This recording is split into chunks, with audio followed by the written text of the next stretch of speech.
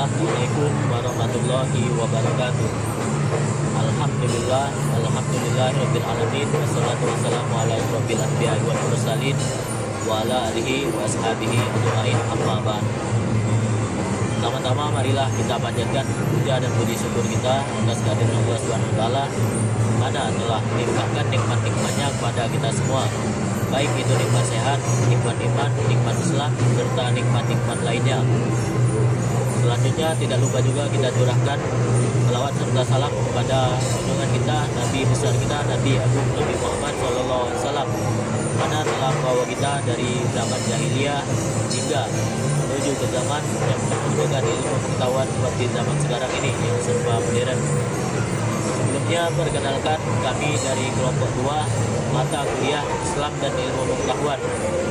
Perkenalkan, nama saya Hafiz Adriansa dengan nomor induk mahasiswa 1930501103, dan selanjutnya Assalamualaikum warahmatullahi wabarakatuh. Perkenalkan, nama saya Muhammad Mahfud Reza dengan nomor NIM 1930501119. Ilmu pengetahuan adalah usaha-usaha sadar untuk menyelidiki, menemukan, dan meningkatkan pemahaman manusia dalam berbagai segi kenyataan dalam alam manusia.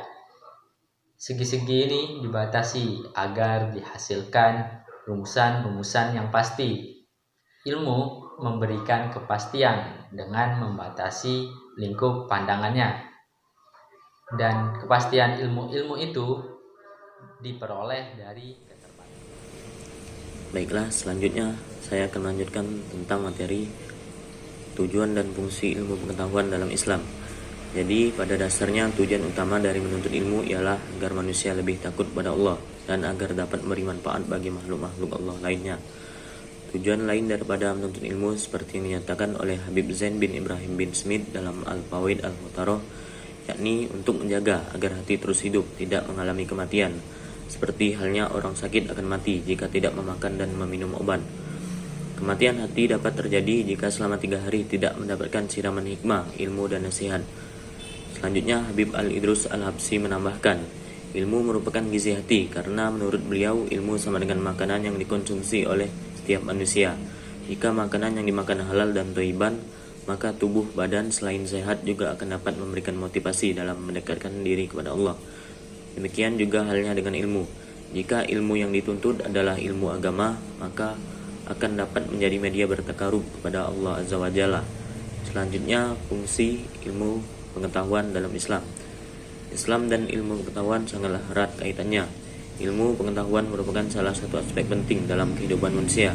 Dengan adanya ilmu pengetahuan membantu kehidupan manusia di dunia, dan begitu juga dengan fungsi ilmu agama untuk membantu manusia di dunia maupun di akhirat. Dengan demikian, ilmu pengetahuan ini tidak dapat terlepas dari ilmu agama, atau dapat dikatakan bahwa ilmu pengetahuan tidak bertentangan dengan agama. Islam itu sendiri adalah agama yang menunjang ilmu pengetahuan. Ilmu pengetahuan merupakan sarana manusia untuk lebih mengenal Tuhannya di dunia. Islam juga merupakan agama yang menghargai dan meninggikan derajat orang yang berilmu. Ini terdapat dalam Quran Surat Al-Mujadilah ayat 11. Niscaya Allah akan meninggikan orang-orang yang beriman di antaramu dan orang-orang yang diberi ilmu pengetahuan beberapa derajat.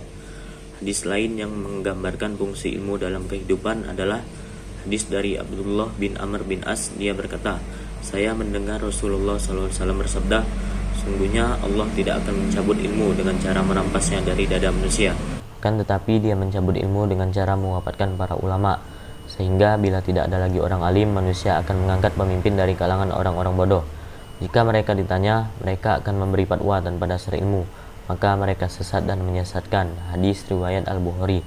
Jadi menurut hadis ini, ilmu dapat menyelamatkan manusia dari kesesatan dan menghindarkan komunitas manusia dari kepemimpinan orang-orang yang bodoh yang akan menjerumuskan mereka ke jalan yang salah. Dengan demikian, dapat kita simpulkan bahwa fungsi ilmu secara umum adalah menghindarkan manusia dari kebodohan, pelanggaran, dan kesalahan-kesalahan yang lain. Fungsi ilmu tentu tidak hanya secara massal, akan tetapi fungsi ilmu dapat dilihat secara individual, yaitu mengalirkan pahala pada orang yang mengajarkan ilmu yang bermanfaat bagi orang lain. Hal itu disebutkan dalam hadis dari Abu Hurairah radhiyallahu an, sungguhnya Rasulullah SAW bersabda, Jika anak Adam manusia mati, maka terputuslah pahala amalnya, kecuali dari 3 hal, yaitu sedekah jariah, ilmu yang bermanfaat, dan anak soleh yang mendoakannya. Hadis riwayat Muslim, Tirmizi, Nasa'i, dan lain-lain.